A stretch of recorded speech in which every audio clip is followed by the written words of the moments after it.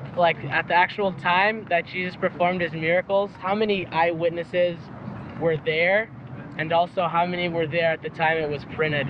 Because in Judaism they say, proof of the divine source is that at the time that God gave the Torah, there were 613 members of the tribe there to witness it, and when it was put out, they were there to corroborate. So I guess my question is, how many people actually witnessed Jesus Christ performing his miracles? Different numbers of people witnessed different miracles. Obviously, in John chapter 6, when Jesus takes 5 loaves of bread and 2 fish and feeds 5,000 men, that's not even including the women and children, there were over 5,000 people who saw him perform that miracle. Obviously, the resurrected Christ appeared to over 500 people, Paul writes in 1 Corinthians chapter 15. But at other times, when Jesus heals a paralytic, there are less than 200 people who see that.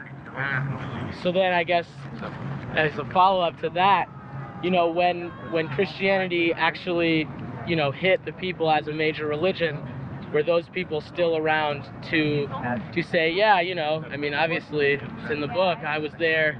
That's kind of, I guess, an issue. Exactly. In the first century, the majority of Christians, be they Jew or Gentile, wanted to hear the words of an apostle. Oral tradition was very strong. Then, as a result of the apostles getting older, their verbal witness was written down. Those are the Gospels of Matthew, Mark, Luke, and John. The written apostolic testimony, this is what Jesus said, this is what he did, this is how he died, and how he rose from the dead. So we have today this written testimony. But in the first century, it was the verbal, oral transmission of the apostles that was treasured so much. What do you think about Jesus? Well, I'm Jewish. I just think he's another Jew, I guess. But I don't know. I was in the Church of the Holy Sepulchre this summer, and 2 questions were kind of brought in my mind. Because when I compared going to the Church of Jesus Christ, like being in his tomb, I don't know if this is a little blasphemous, but there was a lot of idolatry. I felt like there was a lot of representation, there was a lot of statues, there was a lot of, ornamentation. Whereas in the cave of the the forefathers of Abraham and Sarah, it was a cave and they were down there, And so I feel like, it kind of puts, I guess, a red flag up in my mind. Good. I agree with you. I'd have the same red flag. When there are a lot of pictures and statues of Jesus floating around, I get real nervous that someone might be getting to worship the picture or the statue.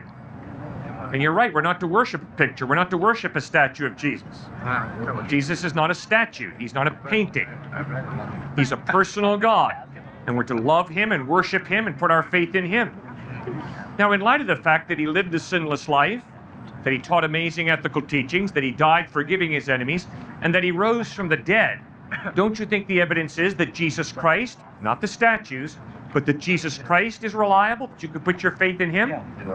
Well, he's a good guy. Abraham Lincoln did a lot of the same things, and we don't look to him as the Messiah. Right. There's plenty of people. There's plenty of people that have lived sinless lives and have contributed much to, our moral and ethical viewpoints. Yet we, just because they've said some good things and didn't do bad things, we call him a good person. We don't call him God. Right. But Dr. Martin Luther King did a lot of good, but he never claimed to be sinless. Abraham Lincoln did a lot of good. He never claimed to be sinless. George Washington did a lot of good. He never claimed to be sinless. Golda Meir did a lot of good, but she never claimed to be sinless. Yeah. Jesus Christ was sinless, and then he claimed to be Messiah. He claimed to be the Christ. Well, isn't that vanity in a sense? Because exactly. It's a lack of humility. It's either incredible vanity, incredible arrogance, or else it's the truth. So now we got to figure out, is he just a vain son of a gun, or was he speaking the truth when he claimed to be Messiah? Well, so that brings up yet another question. I know in Judaism that the coming of the Messiah heralds the end of days.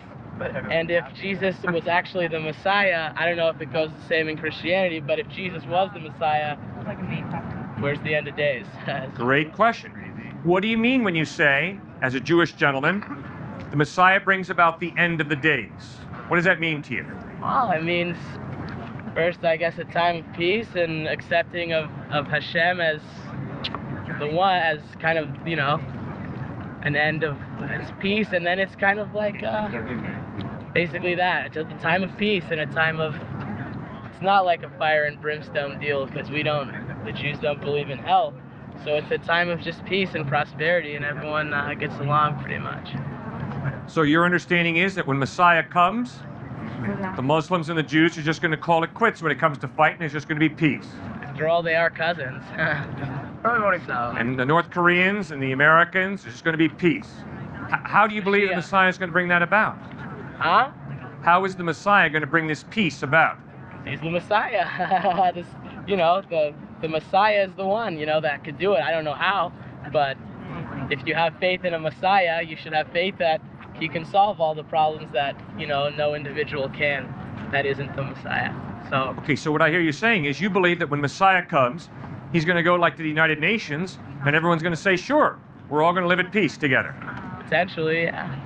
Or do something, you know, or it'll be, you know, it'll be God, and it says that God will make himself kind of visible to everyone, and it'll come to a point where no one can reject his existence, and it's peace, you know, but we can't say how, or we can't say when, we just pray for it to come soon. Good. Well, I join you in praying for world peace. That's incredibly important, obviously. We pray for Mashiach. But, Now, when Jesus came the first time, he claimed to fulfill the suffering servant prophecies, like Isaiah 53, about a suffering servant who would lay his life down to make atonement for sin. That's why John the Baptist, when he saw Christ, said, look, behold, the Lamb of God who takes away the sin of the world. So obviously, when Jesus came, he did not bring about world peace. When he came the first time, he was nailed to a cross, claiming that it's that death of his on the cross that is the vehicle through which God offers us forgiveness for our sin, atonement. He promised to come a second time, not as a baby born in a manger in Bethlehem, but as the all-powerful God, bringing about the end of human history, a day of judgment, and then a heaven and a hell. I don't know, I guess another question. I was in Israel this summer. I met he was a priest and a theologian, and he converted to Torah Judaism, and he said what he noticed between the Old Testament and the New Testament is in the Old Testament it says God said eat this way, do this, you don't do this, very specific rules, where in the New Testament you have a lot of, it's not as black and white. It doesn't give you exact rules on what you do on Friday and Saturday. It's a lot of vague. I don't want to say vague because I don't want to sound biased, but it's not. Yep. It's not a recipe of how God essentially theoretically said to live. No. We did have like. So he said that was basically the reason he looked and said maybe I should be a Jew. Interesting. And he lives in. Now, when you've got those 613 laws in Leviticus and other books specifying exactly what you're to do in certain situations, what's the context? I think it's clear the context is those laws were for the nation of Israel. A theocracy. God is leading a theocracy. We don't have a theocracy now. We have the Noahide laws, the 9 Noahide laws, or the 7 Noahide laws, which apply to everyone, which are, it's basically 613 mitzvot for the Jews and 7 mitzvot for the rest of the world. So, I mean, there is a prescribed, it's not just specifically aimed at the Jews, it's for everyone. Well, obviously, one of the debates in the first century Christian church was, when Gentiles put their faith in Christ, how Jewish do they have to become? And the clear conclusion of the first century eyewitnesses of Christ was that no, a Gentile Christian does not have to eat kosher. A Gentile Christian does not need to worship on the Sabbath. They can worship on Sunday in celebration of the resurrection. But a Gentile Christian does have to follow the 10 Commandments as Christ talks about them in the Sermon on the Mount. In other words, the moral law holds and applies to all of us. But the ceremonial law, the dietary laws, the civil laws like stoning an adulteress, do not apply because we do not live in a theocracy. And Jesus called people to put their faith in him, to allow his Holy Spirit to live within them, to sensitize their conscience so they could discern between right and wrong, good and evil. A lot of people say Jesus never claimed to be God. So why, Cliffe, do you believe that Jesus is God? Because Jesus clearly did claim to be God. No, you're absolutely right. Jesus never came out and said, I am God. Instead, the Jews called God Yahweh, Jehovah, which is the Hebrew verb to be. I am who I am. And very deliberately, in John 8:58, Jesus looks into the faces of monotheistic Jews and says, before Abraham was born, I am. There was no misunderstanding with his listeners, and they proved it by picking up stones to stone him for blasphemy. In John chapter 10, verse 30, Jesus says, I and the Father are one. Now, to a monotheistic Jew, that was crystal clear, and his listeners picked up stones to stone him for blasphemy. At the trial of Christ, the testimony was contradictory. Finally, in frustration, the high priest stands up, looks Christ in the face, and says, I demand of you, are you the Christ? Are you the Son of the Blessed? And Jesus says, I am. And he says, you will see the Son of Man coming on the clouds of heaven with power and great glory. At that point, the high priest tears his mantle and says, gentlemen, what more evidence do we need? You have heard this man's blasphemy. What is your decision? And they condemned him guilty to serving death. Unmistakably, Jesus claimed to be God in his words, but also in his actions. After his resurrection, the disciples said to Thomas, hey, we saw Jesus risen from the dead. And Thomas said, no way. Not unless I can see him with my own eyes. Not unless I can take my hands and put them in the nail prints in his hands, will I believe. And one night all the disciples were together, including Thomas. Suddenly Jesus stood among them. He walked up to Thomas and said, my man right here, take your hands and put them in the nail prints in my hands. Take your hand and thrust in the spear in my side. And Thomas stopped doubting and believed. Thomas hit the floor and said, my Lord and my God. Jesus says, you believe because you've seen. Blessed are those who will believe even though they have not seen. By accepting the worship of Thomas as an appropriate response, Jesus is unmistakably claiming to be God. So, when I'm confronted by Christ, I'm not confronted simply by a good prophet or an interesting philosopher. I'm confronted by a dude who claims to be God in human form. He's either a candidate for a mental hospital with delusions of deity, or else he is to be worshipped as Lord. And when you examine his lifestyle, his ethical teachings, his death where he forgives his enemies, and his resurrection from the dead, it's a no-brainer. Jesus deserves your worship, not your scorn. Big things like parting. How come we haven't seen the Red Sea be parted recently? Oh, I get it. All right. Sorts of man, how many years? Fantastical things happened recently. Why is it only 2,000 years ago and there has been no change? How do you know that what you've read in the original language is in fact true? Well, I like what Mark Twain said. Mark Twain said, it's not the parts of the Bible I don't understand that disturb me, rather it's the parts of the Bible I do understand that disturb me. On the basics, the Bible is all too simple and profound. Some of the, what is the word I'm looking for? The miracles which occurred. Is it possible that that is a myth and being told by a storyteller to expound upon a greater truth? Well, anything's possible. The question is, what is the claim of the author? What is the literary style being used here? And it's real clear when you read the New Testament Gospels that the miracles of Christ are not myths.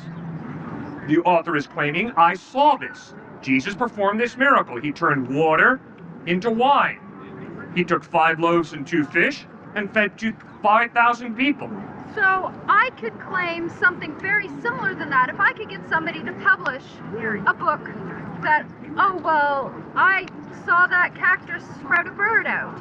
And if somebody publishes it, then it's an eyewitness account. It's true because I said it's true, but nobody else saw it. And if the author is the only person who saw Jesus turn water into wine, or he's the only person who wrote it down, you don't know for sure that eyewitness account is actually true, or whether it's simply a myth. Okay, well, if you write using the literary style not of mythology but of historical narrative, but you make up a fictitious account, that's called historical fiction. And that is a literary style, historical fiction.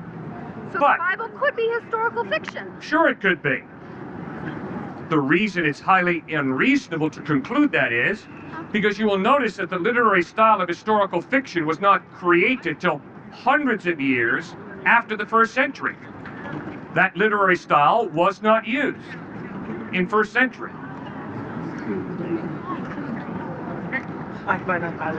Yeah. Sorry, I'm not buying it. Unconvinced. Sorry, just because it didn't happen until later and there was a period of time between doesn't mean that it couldn't have happened earlier. What would it take to convince you that Jesus Christ is the truth?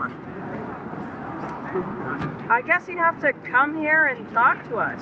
Or a lot of people that I believed were not insane.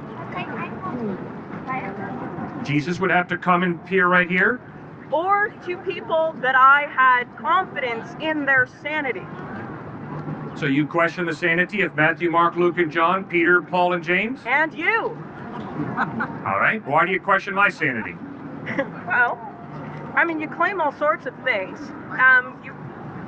I understand that religion does fill a gap in people who need that. And it is very comforting to think of a big daddy in the sky who loves us. But just because we want it doesn't mean we can have it. And the fact of the matter is, you're quoting all sorts of bullshit. Michael Behe is the bane of biochemistry. No one believes his stuff. He is the only one who claims those claims. Moreover, if you know anything about science, which I don't know if you do, but evolutionary biology does not require you to have purpose behind the molecules that come together. Purpose can be co-opted. It can just happen natural, just by chance. And so you don't need a spring.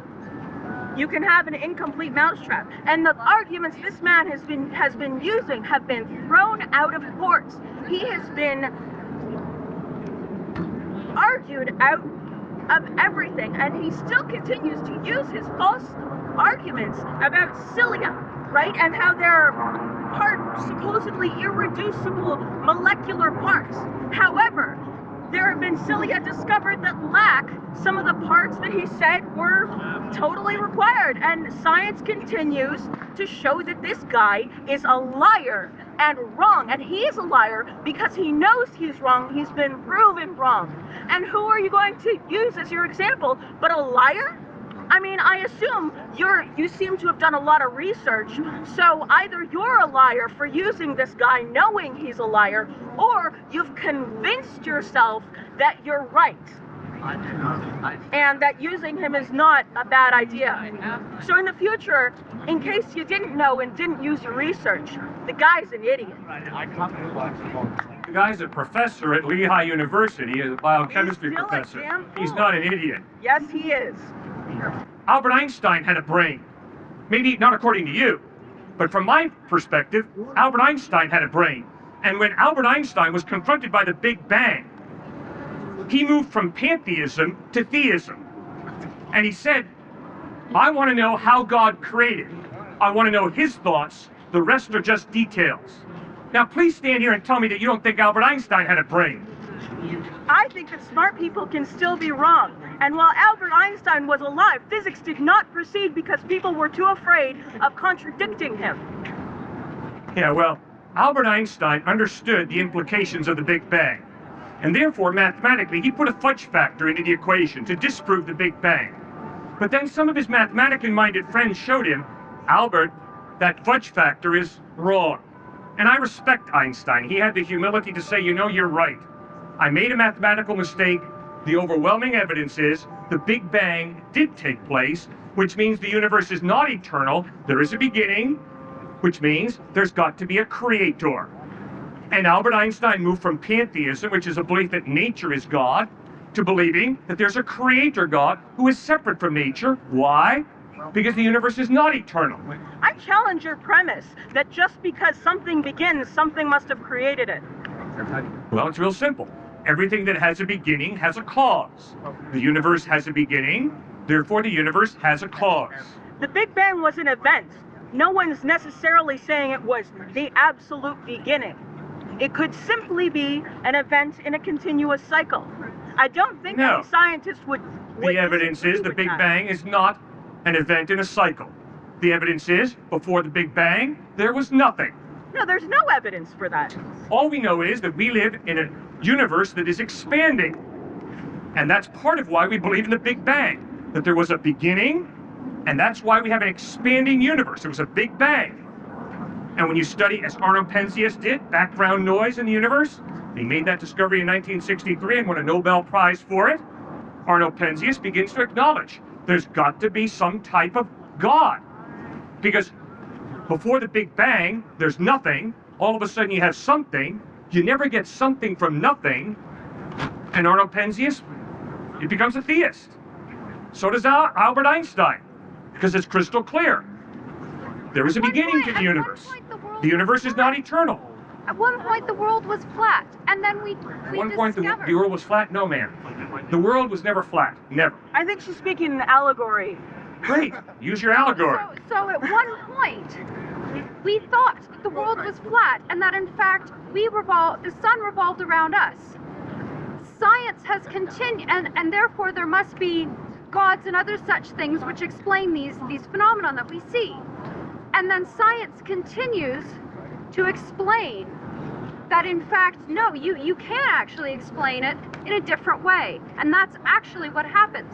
So perhaps, not now, but perhaps in 20 years from now, 50 years from now, it may be discovered that the Big Bang that you propose is something that came from nothing. In fact, there were other things out there which coalesced into something, and that explains it. You're right. You're absolutely right. Therefore, your argument about there being a creator creating something from nothing is no longer valid.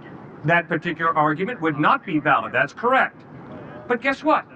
You and I, nobody, knows what's going to be discovered 20 years from now. Instead, we have to deal with what we have. You asked me, this woman began to point out that I'm an idiot, insane, for believing in this God. And I began to outline for you, no, there's evidence that God exists. And at this point in time, I think there's the evidence of the Big Bang points to the existence of God. And You're right. If 20 years from now, science shows us that the Big Bang didn't occur, then that piece of evidence for God's existence I would no longer have. You're absolutely correct. But today, what science does show us is the Big Bang did occur, which means the universe is not eternal, which means there's got to be a cause for this universe coming into being, and it's most plausible to believe in the beginning God than it is to believe in the beginning nothing. Why? Because the only thing that comes from nothing is nothing. How? You never How do you get know something coming from nothing. How do you know that? How do you know that? You just study reality. You never get something coming from nothing. The only thing that comes from nothing is nothing. So it's far more reasonable to believe in the beginning God, an uncaused cause, an eternal being with no beginning, no end, than it is to believe God didn't come from anywhere. God is eternal. No beginning, no end. Look, it depends on how you define nothing, okay? Even a vacuum has a certain amount of energy, absolute and not relative. When you study physics, you learn that.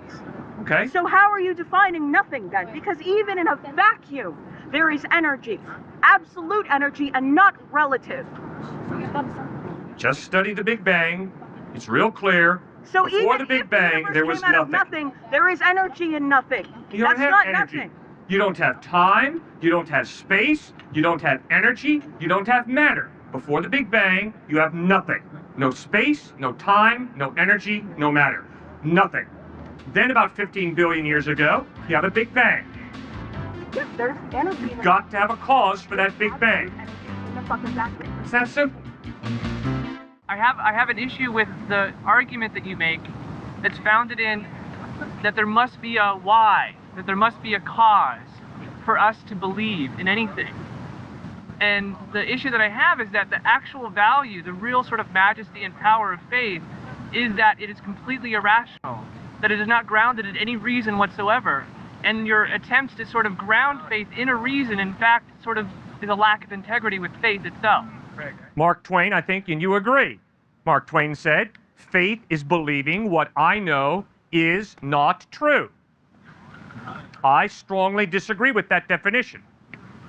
I think that believing what you know is not true is not wise faith, it's blind gullibility. I am never going to believe something to be true in spite of the evidence that it's false. I, as a thinking human being, am always going to follow evidence. I can't prove anything. To prove means to show it cannot be another way. I can't prove to you that I'm not a bad dream you're having right now. It's possible that I'm just a bad dream you're having right now, and you're going to wake up and say, wow, I'm glad that guy Cliffe isn't real. It could be. But the evidence is you and I are standing where we are having this discussion. So I base my life on evidence, even though I can't prove it. I cannot prove that God exists. I cannot prove that Christ is the truth. But I can promise you, sir, if Jesus Christ had been a first-century rapist, murderer, and thug, I would never believe in him. I can promise you, sir, if Jesus Christ had not risen from the dead, I would not believe in him. There are reasons that I believe in Jesus Christ. His sinless life, his resurrection from the dead are not proof, but they're solid evidence that he is reliable. That's why my faith in him is not irrational, but it goes beyond reason. But the fundamental premises that you're drawing from are completely irrational. They actually defy any sort of principle of a ground to justify any statement that you're making. But the thing is that my argument is really that the value is in the faith that your premises cannot be proved. They themselves cannot be proved. And that if you go about trying to do that, I think you're actually sort of undercutting your own presentation. Okay. You're trying to appeal to our ability to reason to prove things that can't actually be reasoned. All right. I am personally convinced that historical knowledge is a legitimate form of knowledge. But I think that what I'm saying is that when you use historical knowledge to prove something that can't actually be historicized, that you're basically undercutting and subverting the value of faith itself, which can't ever be historicized. In other words, there is a virgin birth, but I don't think it really happened. Okay, good. What does that mean? There is a virgin birth, but it never really happened. What does that mean? That it means that the value of the virgin birth does not lie in something that happened 2,000 years ago. The value of the virgin birth lies in something that happens to me in my life in this very moment, where I'm born in the spirit out of the flesh in my life now. And it doesn't matter what historically happened ever before. Excellent as long point. as I'm living a spiritual life now, that's what matters. You bet. There was a Holocaust, but it never really happened. How do you feel about that? That I think that when you give voice to things that can't really ever be explained, such as the Holocaust, that you actually demean the power and the presence of what really happened, the horror of what happened. When you try to give emotion words and names, that you actually chase away the power of the emotion. After World War II, General Dwight D. Eisenhower sent 2 telegrams, one to Washington, D.C., and the other to London, England. In these 2 telegrams, he asked that newspaper reporters from different newspapers and different politicians come to Nazi Germany to observe Auschwitz, Dachau, Buchenwald. The reason General Eisenhower asked newspaper reporters to come was so that the idea that Dachau, Auschwitz, and Buchenwald were propaganda put together by the Allies would never occur. Eisenhower understood objective historical knowledge is possible. But in order to protect us from the accusation of this was a propaganda stint on the part of the Allies, we're going to get different people with different beliefs to observe these death camps. The basis of that is an understanding I can perceive reality and then record what I see. That is legitimate knowledge. It's called historical knowledge. We know historically the Holocaust took place. The Holocaust was not made up by the Allies, by some politician in Washington or in London. The slaughter of innocent Jews took place at the hands of the Nazi Germans. That is historical knowledge. Similarly, Jesus Christ lived, taught, died, and rose from the dead. We have eyewitness accounts. That is historical knowledge. How can you take that as evidence if it's coming from the word of a man? You can take it as an idea and run with it and investigate it. I give you that. But you can't take it as any kind of proof. Well, naturalism teaches us all that the only part of reality is matter and energy. And we all know that if matter and energy is all there is, that dead people don't rise. When dead people die, they just disintegrate. And then we read about this resurrection. Now we forget about historicity. Instead, we're so biased with our philosophical presupposition of naturalism that we say it's impossible. There's no way the dead Jesus could have risen from the dead. It's not an historical problem, it's a philosophical problem. It's real clear. The philosophy of naturalism teaches all of reality is matter and energy. And we all know dead people don't rise. But the historical evidence is that dead Christ really rose from the dead. Now, the only way that could happen is if there's a supernatural God. So you see, then we're right back into this philosophy of naturalism versus supernaturalism. Do I believe there's some type of God, or do I not? Right, so what you're saying is you have to take what the Gospels say as true and accept that before you can accept the rest of it? No. What I'm saying is, first of all, philosophically, you've got to move from naturalism to allowing for the supernatural. Okay. And then secondly, you've got to put together some tests to determine whether the Gospels are historically reliable or not. What kind of tests do you have? 4. Internal consistency, literary style, archaeological evidence, and manuscript evidence. First one, Okay. Internal consistency. I read Matthew, Mark, Luke, and John. I'm real grateful there's not one. 4 different ones. I compare them. If they're contradictions, I got a problem. Right. But I read them, and there's a tremendous internal harmony. Second test, literary style. Once upon a time in the land of Nod, Jesus went out with Peter. No. At this time, in this place, with these people around, Jesus said this to Peter.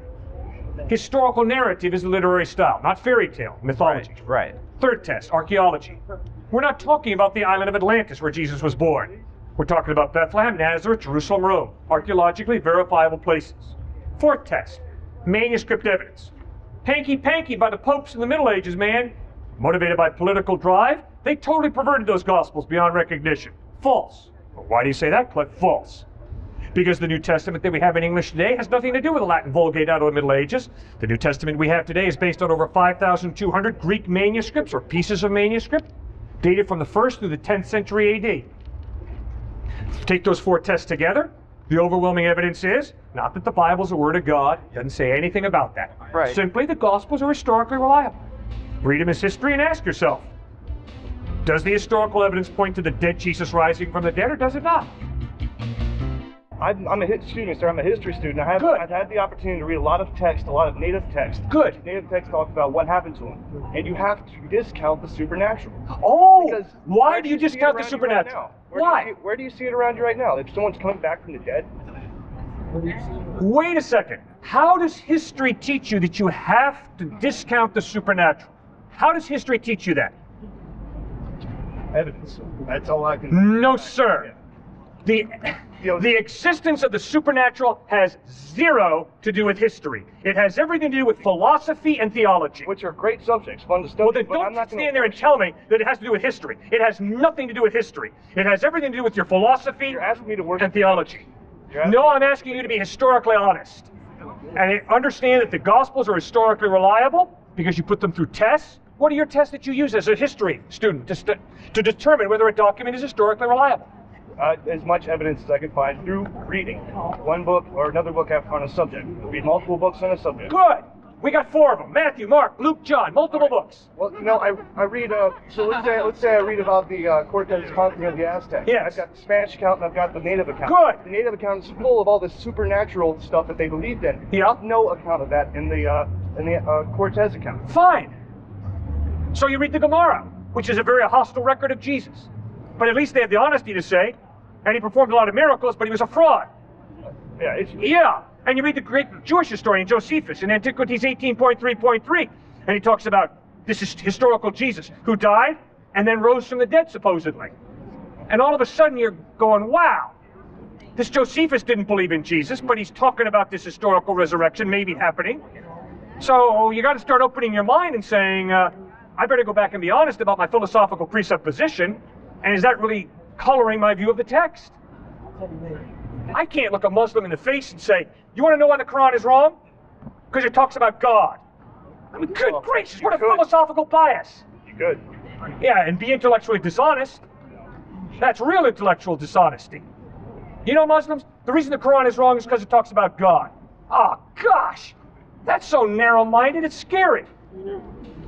That's my naturalism and materialism coming right to the fore, and I'm just so biased by my philosophical presupposition, it's incredible. Okay, I see you're pretty much promoting a Christian, approach to religion. Good observation. Okay. What makes you think as a mere human, we're all human here, we're all going to die someday. Right. None of us is endowed with any spiritual properties, connections to the supernatural that nobody else has. So what makes you think that you know the secrets of life and can tell all of us what we don't know? When you can't do any miracles here, all you're doing is talking. Any of us can go up here and talk about anything we want. It doesn't make it true. You're nothing more than a human, just like all of us. Bravo. Well put. So what makes you think you know the secrets of life and can tell everybody else about it? Good. I do not know the secret to life. Do not put your faith in me. Do not give me your money. You'd be an idiot to follow me and put your faith in me. But Jesus Christ. Okay, that right there. The evidence is Jesus Christ is reliable. You'd be very wise to, for yourself, read the Gospels, examine the evidence that points to his credibility, and put your faith not in me, but in Christ. Okay. A lot of us have Christian backgrounds. That's just their culture. A lot of people have Muslim, different religions. They're all brought up teaching that was the right way. That's what you think. That's what they think. What it turns out when you get down to the bottom of it, it's nothing more than I think, I believe. It doesn't make it true. You can believe whatever you want. Having faith in something does not prove it or validate it. Exactly. Okay, so you can believe in Jesus, Muhammad, whoever you want. It doesn't make it real beyond your own head. And, Right. So you can go rant and, go on and on about how real Jesus is, how real Muhammad is. It doesn't make it real. It's just a person talking. Jesus is real. Fine. Fine, man, wait a second. That's just fine. But the historical evidence is that Muhammad really lived. Right. So, And the historical evidence is that Jesus really lived. They may have lived, but it doesn't mean that they were some supernatural. That's correct. You're right. And, just because you say it doesn't make it true. That's exactly right. That's why if you listen to what I said, I did not say, believe in Jesus because I do. No, no, no. I think you'd be a fool to believe in Jesus because I do. Instead, what I've asked you to do is, with an open mind, read the source document, the Gospels of Matthew, Mark, Luke, and John, and ask yourself, does the historical evidence point to Christ being reliable or not? Okay, well, Christ has only existed for 2,000 years. Christianity has only existed for 2,000 years, more or less. What do you think that millions of people all over the world, before Christianity was even thought of, followed their own religions devoutly, passionately, just like you did? Yes, sir. It didn't make it real. Yes. It didn't make it, they'd go to heaven or whatever. It didn't make any of it happen beyond their own culture, beyond their own society, beyond their own environment. They could be Incans or, whatever culture they were raised in. Right. This is pre-Christian. Yeah. Just because Jesus is the flavor of the month doesn't mean that it's true. That's right. 5,000 years from now, Christianity may be forgotten, or maybe something else. Who knows? Just like religions have passed on, religions have, gone in and out of fads and whatever. It's the same thing. It's a human cultural property that's nothing more than a figment of our culture. Good. So you've just communicated your faith. And your faith is religion is simply a cultural additive.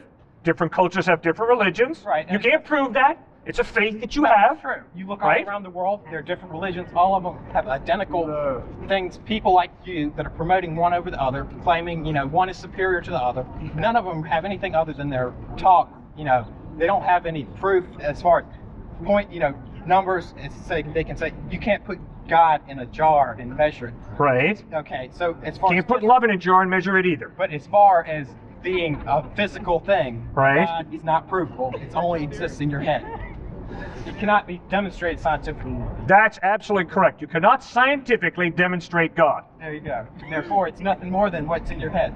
Oh, really? Yeah. Would you please prove to me that unless you and I can scientifically prove something, it's not true? Well, as far as I'm thinking, you're talking about eternal, your eternal destination. Why should you leave something that important to something you can't prove, something you're going to take on faith? Why are you going to leave your soul's eternity to something I'm just going to believe and hope it's true? Okay, now let me ask it again. Please scientifically prove to me that unless we can scientifically prove something is true, it's not true. Well, as far as 2 + 2 = 4, that's accepted to everyone. We can put 4 things and count them. Anyone will tell you there's 4 things there.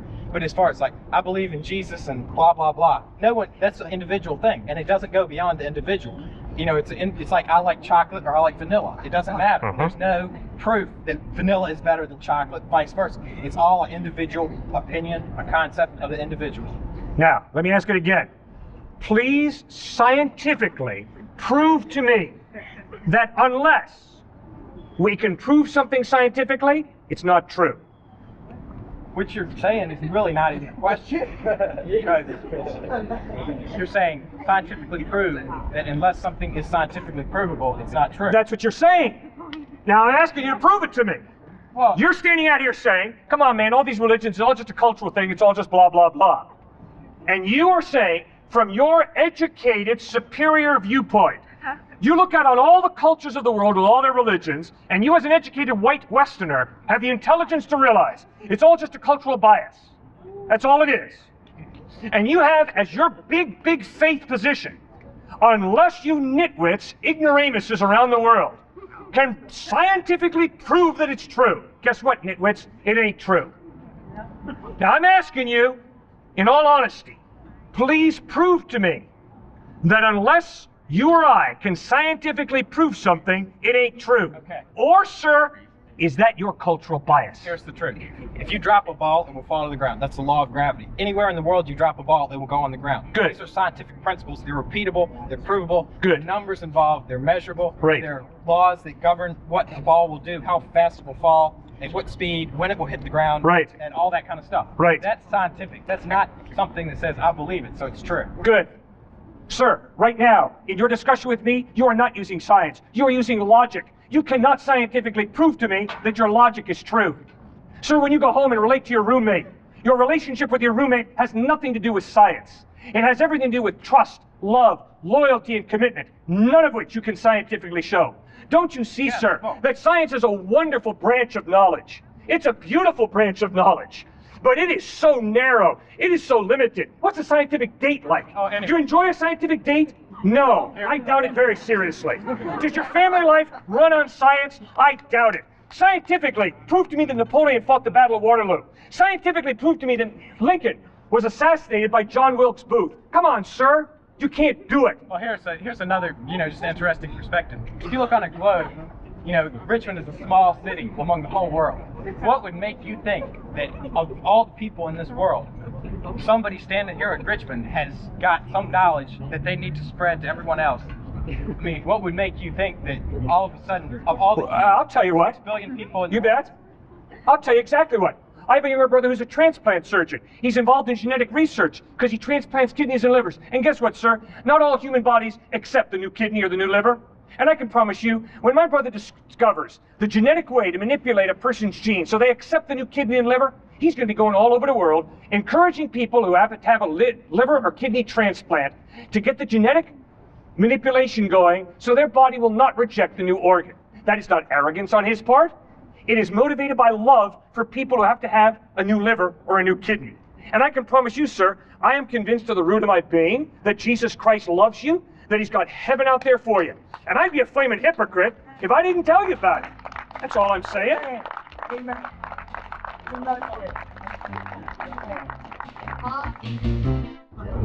You see no conflict when Jesus talks about the children of God being those that are pure in heart. Well, how is God going to send his child to hell? Okay? Well, it's real if they clear. haven't, and also when Jesus talks about the rich young ruler comes to Jesus and asks, Yes. "Sir, what must I do to be saved?" Right? Jesus doesn't say, "Well, believe in the cosmic significance of my future death." He gives a very different perspective. Right? So how can you say, standing right here, that everyone that does not understand Jesus the way that you understand his soteriology to be somehow under a mass delusion? I have not said that. Instead, I have said, do not believe in Jesus because I do.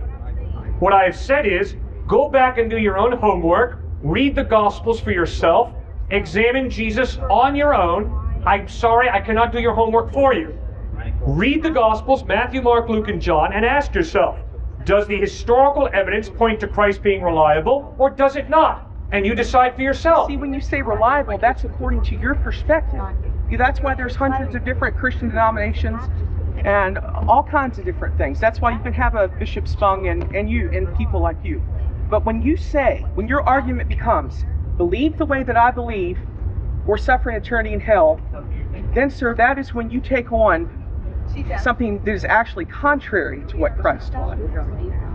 Because I have studied, regardless of what you may think about us not doing our homework, people can come to different conclusions about the divinity of Jesus, and they can be equally as valid conclusions. All right. And a Muslim can be equally valid, and an atheist can be equally valid in terms of their genuineness, but I am convinced that atheism is wrong. I am convinced that to trust Muhammad for salvation is unwise. I'm convinced that Jesus Christ spoke the truth. And Bishop Spong and I would part company.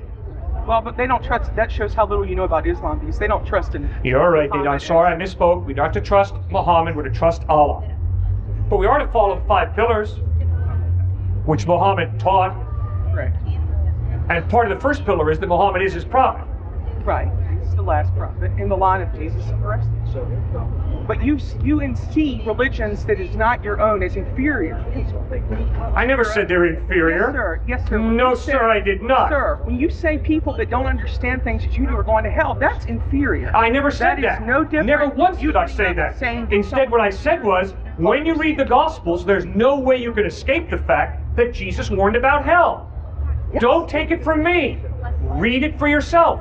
And he never said, believe on me or go to hell. Believe that I am God incarnate or go to hell. All right, fine. What he said was, in John chapter 3, verses 16 to 18, he said, for God so loved the world that he gave his one and only Son, that whoever believes in him should not perish but have eternal life.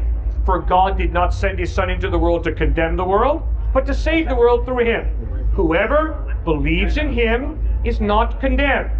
But whoever does not believe stands condemned already, because he has not believed in the name of God's one and only Son. I didn't say that. Jesus said it. Don't take it from me. Go back, John chapter 3, verses 16, 17, and 18. And do with it what you choose. Don't take it from me either. Go back to Matthew 5, when Jesus gives the Sermon on the Mount and says, whoever is pure in heart will see God. Really? He didn't say that. You cannot see God. He did not say that, sir. Come on, I know it, and you know it better than that. What he said is, blessed are the pure in heart, for they shall see God.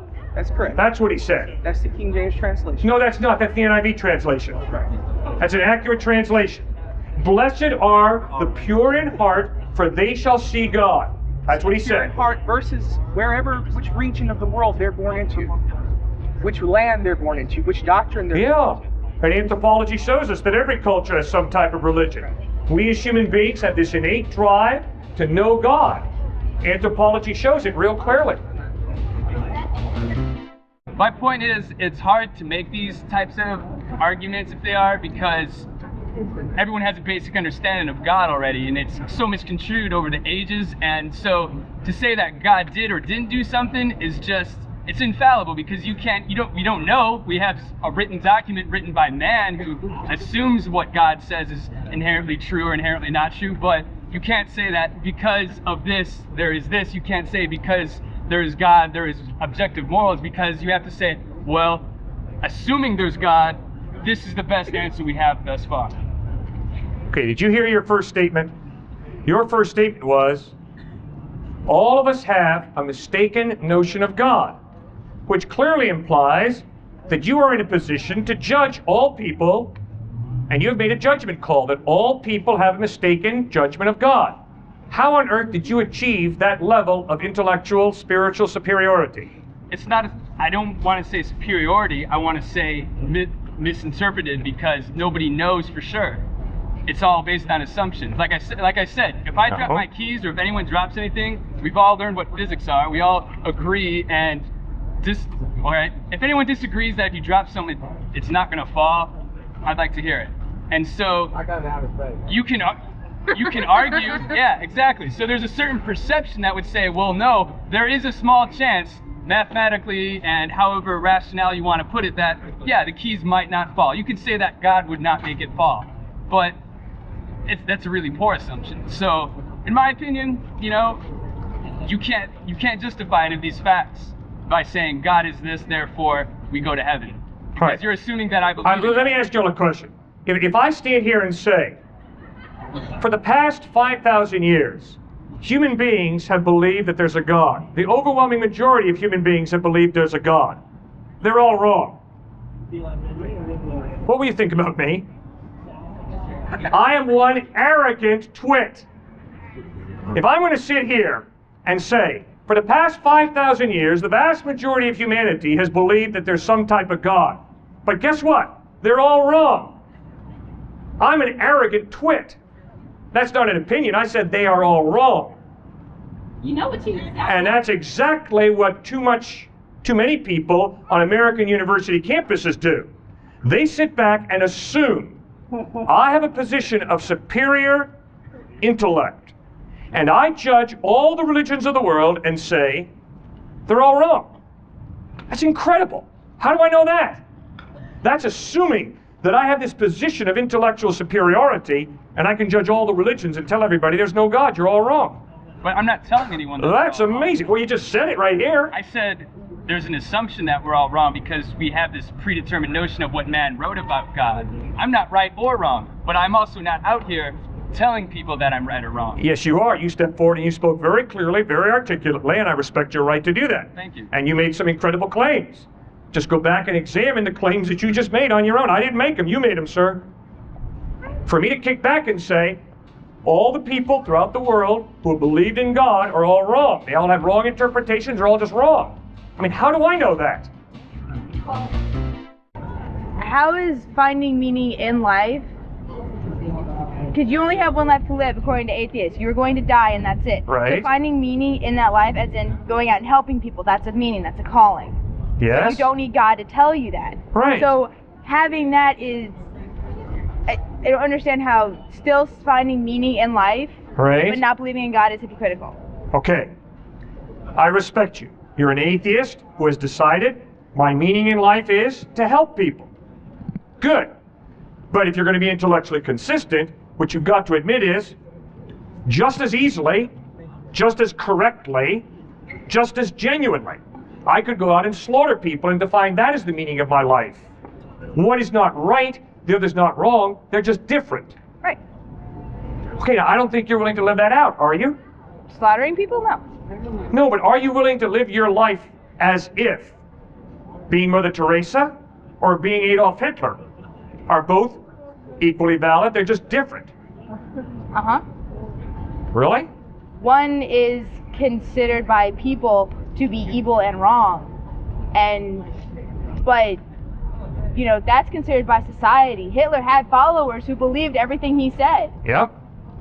But that's their personal ideal, that's their personal belief, and they're allowed to believe that. We as society find that wrong, but we're not the ones who have to sit there and convince people of that. They're already convinced. They're going to go off and die for what they believe in, which is exactly what Christians do too. They went off and died for what they believed in and killed people for it. It's the same thing as what Hitler and the Nazis did. They went off and killed people and died for what they believed in. And all I'm saying is, if you really believe there is no God, if you really believe morality is relative, then you have no basis of saying what Hitler did is evil. No. Instead, what you have to say is, Hitler did his thing, Mother Teresa does her thing. It's just different. It's like, do you prefer broccoli or corn? Do you prefer Hitler or Mother Teresa. It's all relative. It's all just a matter of personal preference. Now, can you live your life that way? Uh-huh. I don't think so. Well, it would be like me trying to tell you that the Crusades are wrong, because it's basically the same thing. Yeah. And everybody knows that they were wrong, but No, everybody does not know that they were wrong. exactly. Everybody does not know that racism is wrong. Everybody does not know that murder is wrong. Everybody does not know that rape is wrong. Everybody does not know that date rape is wrong. Now, I'm standing here saying there's a value of justice that Nazi Germany violated. It's a value of justice that does not depend upon educated Americans. It's a value of justice that is very real. And you, through your conscience, can understand that value. And that's why when you see innocent children slaughtered, you don't say, well, that's one approach to life. No. Instead, you reel back with moral indignation saying the slaughter of innocent children is absolutely wrong. But that contradicts your belief. Because your belief tells you, no, the slaughter of innocent children is not absolutely wrong, it's relatively wrong. For me, it might be wrong, but for them, it's right. So? But you see, I stand with Dr. Martin Luther King, who says racism is absolutely wrong. Why? Because God created all human beings in his image, with an innate value in dignity. But you see, ma'am, if there's no God, we don't have an innate value in dignity. We're all cosmic accidents, and life is meaningless. So if I want to oppress one race because it helps turn the economic wheels of my culture, there's nothing absolutely wrong with that. It helps me get ahead economically. I don't think you can live that out. I don't believe that, because I have been raised to think that that is wrong. That is how I've been raised, and that is what I've been taught by history and science. Because biologically, everybody is made the same. Nobody is better or worse. And science will explain that that is true. Oh, no. If you're an atheist, what you're saying is, we have evolved. So obviously, some have evolved to a higher level than others. Okay. That's exactly what Hitler did. He took evolution and Darwinism to its logical conclusion. That's what he believed. Aryan race is superior to the Jewish race, to the African race. He asserted Aryan supremacy. Certainly, you would never tell the cannibal that what they're doing is wrong. You realize that what the cannibal is doing is not wrong in any objective sense. You just realize that you live in a culture that has a different opinion. So you would never tell a cannibal not to eat his neighbor. I honestly cannot say that I wouldn't tell him that. Thank you. That is what I believe, is that it is wrong. But that's because of the society I was raised in. If I was raised in a cannibal society, I would believe that eating people is right. You gotta be kidding me. You believe that eating people is wrong because you were raised in America? Yes. If I was raised in a cannibal society, they would have taught you from a very young age that in order to survive, you would have to eat people. So if you'd have been born in America at the time of the Dred Scott decision, you'd believe that black folk would be 3/5 the value of white folk? Probably. Because that's what I was taught. If what you say is correct, that there is no God, if we all are all simply accidents, one is not right, the other's not wrong, we're just different. And if you like broccoli or corn or human flesh to eat, it's all relative. It's all just a personal opinion. But if there is a God who created human beings with innate value, then cannibalism is absolutely evil. Yes, sir. Driving over today, I heard that on the radio that a woman beat her 3-year-old daughter to death for eating candy. Now, as both a parent and a Christian, obviously, I find it deeply distressing. How do you help folks work through a tragedy like that? And what do you say to folks that would say that obviously is a sign there is no God? Okay, that's one of the most difficult questions. A woman beats her 3-year-old child to death because the child ate candy. How on earth can there be a God in heaven in light of that type of atrocity taking place? First point, let's be real clear. It wasn't God who beat that 3-year-old kid to death. It was a deranged mother who beat the 3-year-old kid to death. Let's get one thing straight. It wasn't God who gassed Jews into Auschwitz. It was Nazi Germans who did that. Now, obviously, the difficult question is, well, why did God give us that type of freedom? Why did God give us that type of creativity? Ultimately, I do not know. But what I do insist is, you guys benefit from the University of Florida here. And obviously, if any of you think that this fine institution was put together last summer, you're naive. This fine university was put together over a long period of time by a lot of people who worked hard, sacrificed, and put together this fine university. And you benefit from it. Tremendous creativity, tremendous free will exerted to build this fine university. And you all benefit from it. Well, that's the way God created us, with a free will, with creativity. But obviously that means that we can use our free will and our creativity not to do good, but to do evil, and to whoop up on a 3-year-old kid and murder the kid. God did not build the University of Florida, and God did not murder that 3-year-old kid. God gave us human beings tremendous gifts of freedom, creativity, and now we choose how we're going to use those gifts, to slaughter innocent people or to help humankind progress. Why did God create us that way? I do not know. But if a person seeks to argue, oh, well, he shouldn't have given us free will because of the way we abuse it, watch what you're saying. What you're saying is, I no longer want to be human. I want to be a machine. You take free will away from a human being, and you don't have a person. You got an object, a machine. I, for one, am very grateful that God chose to create us not as an it, not as a machine. He chose to create us in His image, which means we have a will. We have amazing gifts of creativity. How have I not answered that question? It's an excellent question. I just think helping folks deal with, I guess it's one of those answers that sounds great theoretically, but then you put it up against the reality. Sometimes it's hard emotionally to be satisfied with that. Sure it is. And for those of us who struggle emotionally with a problem of suffering, I would encourage you to think about the options. If there is no God, there is no good and evil. So what are you getting so uptight about a mother murdering her little baby? That's the decision she made that day, and everything's relative. And if morality really is relative, then why are you getting so ticked about a mother murdering her 3-year-old baby? I mean, if morality is relative, you can sleep with whoever you want to tonight. And a mother can murder her 3-year-old kid. And it's all relative. Obviously, the point I'm trying to make is you know better than that, I hope. You have a conscience, and your conscience informs you that murdering a 3-year-old child is absolutely wrong. It's not relatively wrong. It's not subjectively wrong. It's absolutely wrong. Well, there's only one way there can be a moral absolute, and that is if there is some type of God to create and define that moral absolute. So, when you are emotionally stirred up by the pain, the injustice of a 3-year-old being murdered, allow that pain to force you to think objectively, to think clearly, to realize, wow, this pain that I feel over this, it's real. And it's really, really wrong that that 3-year-old kid was murdered by her mother.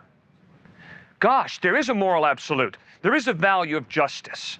And the only way there can be that value of justice if there's more to reality than matter and energy evolved to a higher order. There's got to be some type of God to create and define that value of justice that the slaughter of that 3-year-old child is a total violation of. Now here's my final point regarding the issue you raised. The Gospels reveal that God is a suffering God. He became man in Jesus Christ, and He bled and died on a cross to provide the ultimate solution for suffering, evil, and death. Forgiveness and eternal life into heaven, well, there will be no more mothers whooping up on their kids, no more husbands whooping up on their wives, no more racists whooping up on black people in Rosewood, Florida, no more Nazis whooping up on Jewish people in Dachau and Auschwitz. There'll be eternal peace in the presence of God in heaven. That is God's ultimate solution to the very real problem of suffering and death. But if the atheist is correct, if there is no God, then there is no ultimate solution to the problem of evil, suffering, and death. Because if there is no God, what you see is what you get. And when you die, we all become fertilizer. I am so grateful that there is a God who does care about suffering, evil, and death, so much so that he became man in Jesus, lived a perfect life, bled and died on a cross to forgive us, and rose from the dead to give us eternal life in a heaven where there will be no more racism like in Rosewood, Florida, no more murder of 3-year-old children, but eternal life, peace in the presence of God. Do you have that solution to the problem of suffering and death? Do you have Jesus Christ? As far as me, I don't consider myself a Christian, and one of the reasons that I feel a little opposed, not really opposed to Christianity, but very critical of it, is America is basically like the Christian head in the world as far as a nation. And one of the problems that I've always noticed with like American society is how they centralize their point of views. And how you had said, like, you use your brain when you research astrology, but when you want to know about going to heaven, you use the Bible. And it's scary to me because so many Christians in America who have power have centralized their points of view around the Bible. And what I'm getting at here is that these same Christians and these same Christian organizations, even though they're not aware of it, are responsible for destruction, like, around the world. You have huge corporations here in the United States, and we've had these big revolutions throughout the past where we had environmental laws. So the industries and corporations here in the United States were no longer allowed to manufacture these products which were sold to us here because we had these laws preventing them from destroying the environment. So what they did is they went around the world, and now we have like waste dumps in all these other third world countries. And we're these huge consumers that buy all these products, and there's no justice in that. And inherently we're unaware of it. So many people are unaware that like 4/5 of the clothes that you have on your body are really from places around the world where people work, 16, 17, 18-hour days. Kids don't have skin on their fingertips because they spend all day sewing. And still these same Christians, even though they're good people, they do not directly do any of these things. They're not even aware of it. Yet that is injustice. Now I'm wondering, like, I don't want to say we're all inherently going to hell just because we're born in America and we're the #1 consumer in the world and we're directly responsible for so many of the evils around the world because of our like corrupt government and because of our corrupt politics, this manifest destiny concept that we've had in the past. And where does Christianity lay with that? Because that's something that I'm very, very, very curious about, because I don't think that Jesus, if there is a Jesus, this all-loving Jesus who loves me just as much as he loves this little kid who like makes my clothes somewhere in Thailand in like a sweatshop. I mean, he loves this child just as much in theory.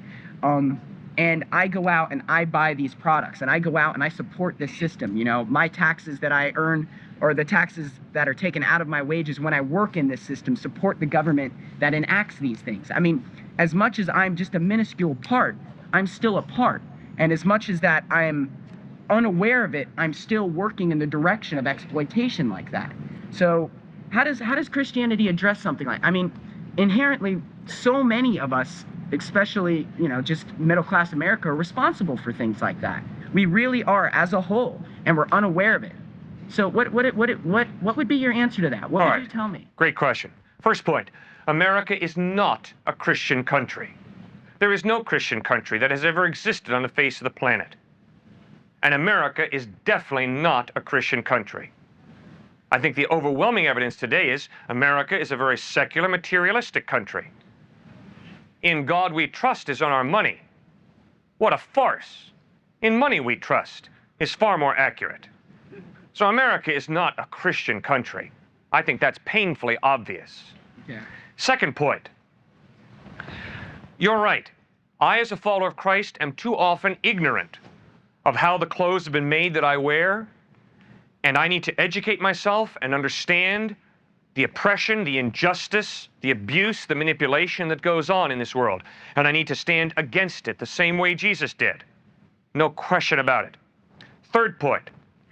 I think it's an absolute farce the way so many university students in America have this understanding that a follower of Christ is like one of those hypocritical televangelists or like one of those crusaders. No. There are so many committed followers of Christ in Gainesville, Florida, in New York City, in London, in Calcutta, like a Mother Teresa, who are consistently living out their faith in Christ by doing deeds of compassion for those who are less fortunate. It's incredible. And we love to focus on that sensationalistic garbage. And it is garbage. It's very sad. It's wrong.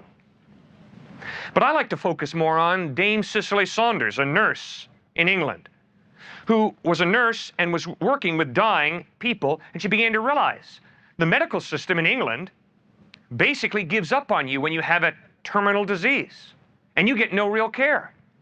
Because she was a nurse, she realized she was not going to be taken very seriously, so she went back to med school and became a doctor. And then she began the hospice movement, which is a movement that's a stark contrast to Dr. Kevorkian's option. The hospice movement is insisting upon giving people the right to die with dignity, the terminally ill.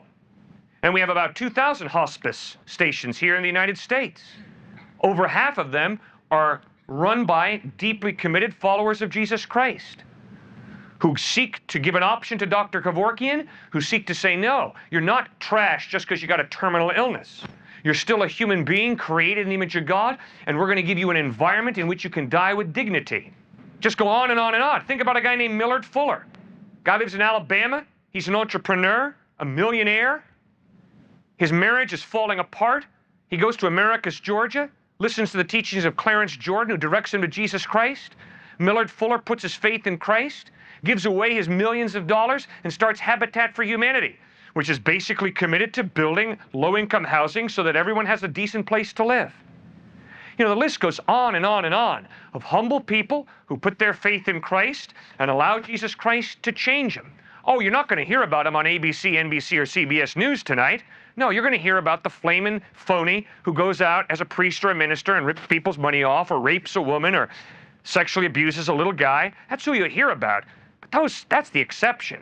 That's obviously hypocrisy and sin. Jesus Christ calls you and me to a genuine compassion, a justice in life. That's exciting. If you say that God is all-knowing and he knows future events, yet he created us in his own image and gave us free will, would you say that? Mm-hmm. Would you say God has free will? Mm-hmm. How can God have free will if he has known always what was always going to be? How can he possibly change his mind? Okay, good question. When we say that God is all-knowing, we do not mean that God determines everything that happens, that will happen, and then it has to happen. It's not that type of determinism or fatalism. Rather, it means, due to God's perspective outside of the dimension of time, God is eternal. He doesn't have a birthday and a death day. He is outside of the dimension of time. God sees what will happen tomorrow, today. God is not limited by time the way I am. God is also not limited by space. God can be in Calcutta, India, and Gainesville, Florida at the same time. God is not limited by the dimension of space. In the same way, he is not limited by the dimension of time. So due to his perspective outside of time, God sees what you and I will freely choose to do next year, tomorrow, whenever, 5 minutes from now. It's not because he's determined it and it has to happen. Okay, but how can, in other words, if we are praying to him in the hopes that he will do something, how can we expect that prayer will accomplish anything when if he already knew we were going to pray, if he already knew what was going to happen, how is he going to suddenly say, okay, now I will do this? Because he's already known what's going to happen. Difficult question. First point, prayer is not an experiment in getting. Prayer is an exercise in intimacy. The point of prayer is not for me to twist a reluctant God's arm to get the BMW or the A on the next exam that I want so desperately. That is not the purpose of prayer. The purpose of prayer is to get to know God. The purpose of prayer is not to get the goody-goodies from a reluctant God who's got a real problem with me having a good life. That's not the point of prayer. Prayer is an exercise in intimacy, not an exercise in getting. That's the first point about prayer. Second point about prayer that Jesus taught is, prayer is often a struggle in which I am struggling to align my will with God's will. That's Jesus in the Garden of Gethsemane. Father, if it is possible, take this cup from me, yet not my will, but your will be done. Third point, there is no magical way to pray so that I get exactly what I want. And a U.S. Army chaplain put it real well when he said, I'm sick and tired of hearing people say, if you just have enough faith, you'll get what you want. Oh, really? Well, I could really use that kind of prayer, because I inevitably have more men who pray that they come back from the battle than do come back. We have to grow up, the Army chaplain goes on and writes, and realize who answers prayer. It's an all-knowing, all-wise God who answers prayer in his way, in his time. So the challenge in prayer is for me to learn to align my will with God's will. Oh, God didn't give me the exam that I prayed for. Therefore, there is no God. That is so stupid. That is so ludicrous. It is scary. Oh, God didn't give me a BMW that I prayed for Christmas. Therefore, there is no God. That is so trite, simplistic, and ridiculous. It's pathetic. Prayer is not a way that I jerk God around. Prayer is not the way that I get the cosmic bellboy to fetch my bags. Prayer is an exercise in getting to know the all-powerful, eternal God. That's what prayer is. Now, go ahead. Yeah, I respect your question. Well, I'll get to you. Don't worry. Prayer seems to be an exercise to me in futility. Why? Well, you just showed yourself. You just explained yourself that we cannot expect to pray for something in specific and that we will get that. And that God is answering our prayers in our own way, in his own way, rather. Well, then we can say that about anything. We can say, well, anything is happening because that's the way it was supposed to happen. Now, how are you saying that? Well, it's real simple. Cop-out saying, no, it's not. It would be a cop-out if I stood out here and said, you want to know why God exists? Because he's answered my prayers. Then you're right. I'd be copping out. But I never once said that to you, sir. Because you're right. If I had said that, you'd really have nailed me correctly, and I'd respect you intellectually for that. But never once have I said to anybody, you want to know why you should believe God exists? Because he answers prayer. Because you're right, sir. You don't know if that's God answering prayer, if that's just the way a circumstance turned out. Right? Yeah. Neither do I. So never once would I stand out here and say, oh, you want to know why God exists? Because he answers prayer. I can't show that to you. You're absolutely right. You also said that how can we believe that order came about by chance? Yes. We could look around us yes. and see all the design. Right. The tremendous complexity of everything around us. And how can you in turn go and say that the most complex thing that we can possibly conceive, something we can't even imagine, a being that's all-knowing and all-powerful, just always is and always will be, and was not in turn created by something else? Okay, it's real simple. That one is simple. I'm sorry, there are only two options. Either we come from a mind, or else we come about by chance. Now, which is more plausible? Which is more reasonable? If you and I stand before Mount Rushmore, and I say, isn't it incredible the way the water just trickled down? And by gollies, there's Washington's head, and Lincoln, and Jefferson, and Roosevelt. Tremendous accident that took place. You'd be incredulous. That's absurd. That kind of order and design does not come about by chance. That kind of order and design comes about as an intelligent mind, a sculptor, carves out those heads on Mount Rushmore. If you come down to breakfast in the morning when you're home, and the alphabet cereal box is dumped over, and lo and behold, alphabet cereal letters are arranged in front of your seat. Do the dishes, son, mom. You know very well that those letters did not get in that order by chance. Some intelligent mind put those letters in that order. I mean, the illustrations go on and on and on. They aren't relevant. Of course they are. There is nothing in your experience that shows you that order and design comes about by chance. Nothing. Not the book you read, not the clothing you wear, not the textbook you read, not the automobile that you drive. Nothing. Not the delicious meal that you ate for breakfast or for lunch. If I prepare a delicious meal, set it before you, and then tell you, hey man, there's no cook. It's ridiculous. But nothing shows me that it came about by a supernatural being or a supernatural event. That's right. It doesn't prove it. But your experience should tell you. Your experience should tell you that it is far more reasonable. It is far more plausible to believe that order and design come about from an intelligent mind than it is to believe that order and design come about by chance. I can believe that order and design have come about by something that I cannot know right now or that we have no knowledge of. What I cannot do is take a step and say, well, let's define it anyway. Let's say that a God did it. Let's say what the properties of this God are. Let's say that he wrote this whole book, and let's give him a whole history. That is what I cannot do. I don't have the answers to why I'm here. Sir, I thought you said you're an atheist. I didn't, but I am. Fine. Sir, if you're an atheist, you're not open to the possibility An atheist is someone who says, I know there is no God. So what you're saying is, I know the cosmos so well that I know there is no God.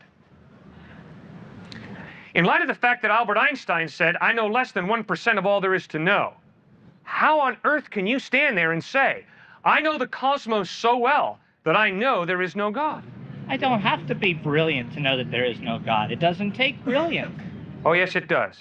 You can't define a God to me that you can say it's all powerful, it's all knowing, it's all good, and then say, yes, this thing exists. I don't need to be brilliant to say that that does not work out. Yeah, you need to be brilliant as a speck of dust living on another speck of dust called planet Earth in this incredibly vast cosmos. You've got to be absolutely, sheerly, totally brilliant to be able to say, I understand the cosmos so well that I know there is no God. That is preposterous. I think that you're saying you understand more because that there is a God. I'm simply saying the evidence is there is some type of intelligent mind behind it all. Because my experience in life tells me order and design never come about by chance. They always come about as a result of an intelligent mind.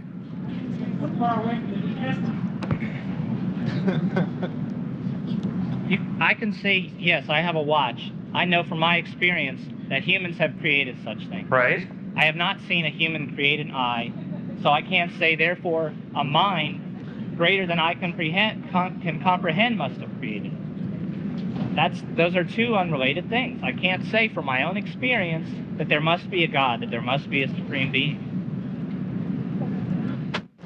Instead, you're taking this incredible, incredible leap of faith and saying, in spite of all of my experience to the contrary, I believe that when it comes to the intricacy of nature, of the human eye, I'm insisting that those are accidents. In spite of everything in my experience contradicting that, I'm going to believe that. Sir, you've got another thing working in there other than your mind. Come on. If all of your experience pushes you in one direction, and yet you make a statement, I'm going to believe in the opposite, how can you call that reasonable and plausible?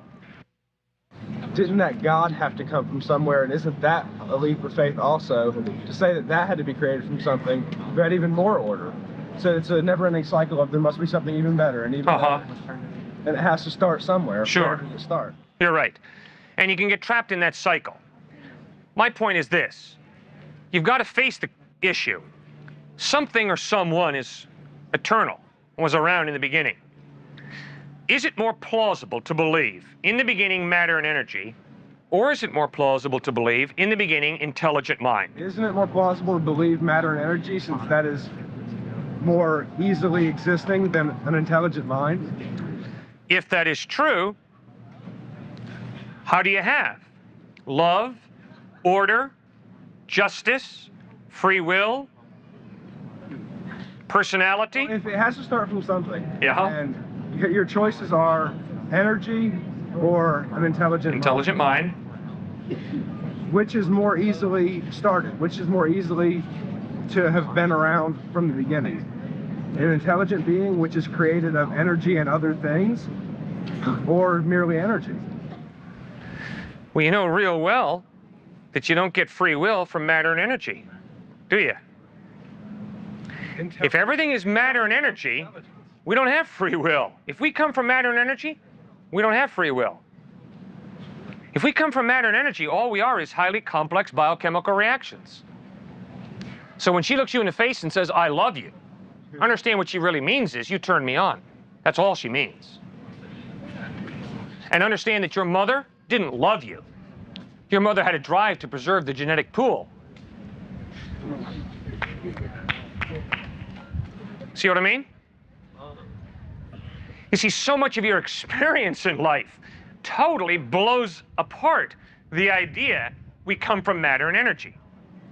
Because so much of what it means to be human, to love, to understand what is right and wrong, free will, so much of that is based on there being a lot more to reality than matter and energy.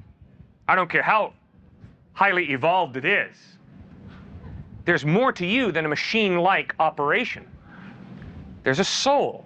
free will, the ability to love or to hate, a conscience that says that's right, that's wrong.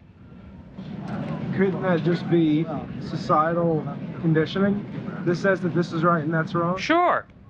But then that means it's all arbitrary. It's all just a matter of chemicals coming together. It's all just chemicals. Isn't that possible? Well, it's possible, but then what you and I call free will is not really free will. Okay, well, isn't that just as likely to be the case, though, as if there was a God? Or isn't it just 50-50 shot, could be either way? No. No way. If she hauls back and slaps you in the face, and she looks me in the face and says, well, it's 50-50, Cliffe, and I really didn't have a free will, I'm going to look her in the face and say, you're crazy, ma'am. You hit him in the face because you chose to hit him in the face, and I'm going to hold you responsible for it. And you can tell me it was a biochemical reaction until you're blue in the face. I don't accept it, because my experience tells me I am free, and unless she's insane, I insist she's really free. And if she's going to be honest with me, I think she'll agree with me. Now, if she's insane, obviously that's a different issue.